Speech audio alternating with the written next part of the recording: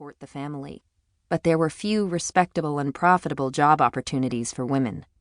Many times, Louisa's mother felt like a beggar, having to ask her relatives again and again for money, writing, "My life is one of daily protest against the oppression and abuses of society."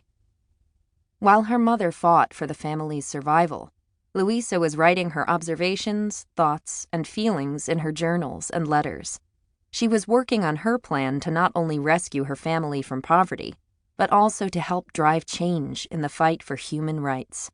Like her parents showed her, Louisa was going to lead by example.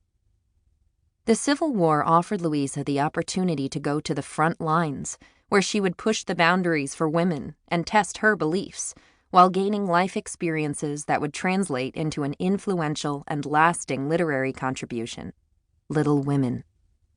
When it was first published in 1868, Little Women was a, quote, radical manifesto, unquote. Louisa expertly wove her progressive beliefs and empathetic insights into her novel, creating original and unforgettable characters. Little Women was an instant bestseller and has never been out of print. Millions of copies later, and counting, the trials and tribulations of the March sisters are still relatable, speaking universally to the hearts and minds of readers worldwide. Reading Louisa May Alcott's classic coming-of-age story is a rite of passage for most young girls, many of whom find themselves reading it again and again throughout their lifetime and passionately recommending it to the next generation of Little Women. Part 1. The War at Home.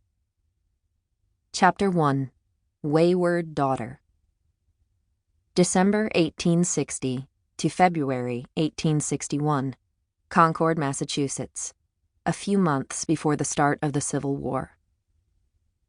Christmas wasn't Christmas without presents, or merrymaking, but 28-year-old Louisa May Alcott was, unfortunately, all too familiar with the grim reality of being poor as rats, and nearly forgotten by everyone.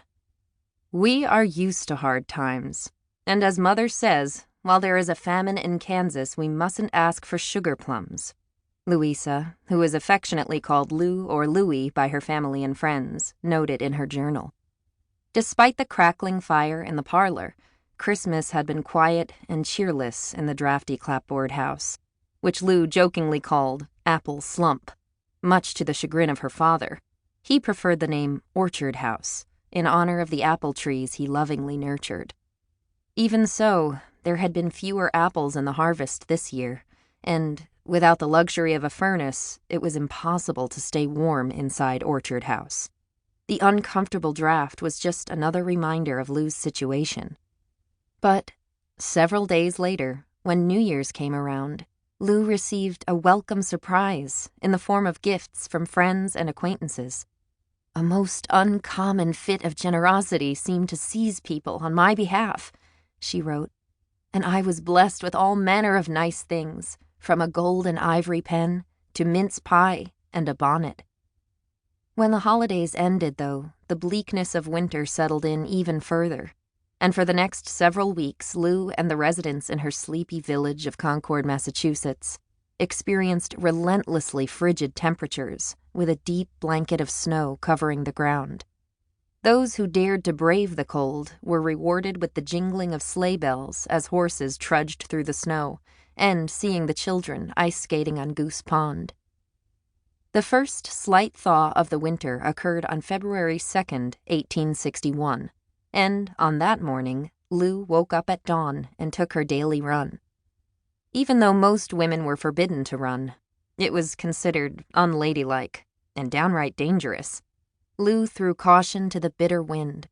She loved running, and her parents encouraged physical exercise. For Lou, not only did running make her feel free, but it was a spiritual experience, making her feel closer to God.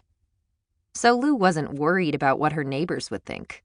By now, they were used to seeing her run with the deftness of a deer through the open meadow near Orchard House and into Walden Woods, with only the sound of her feet pattering and her petticoat ruffling. When Lou was a child, no boy could be her friend until she outran him in a race. Lou's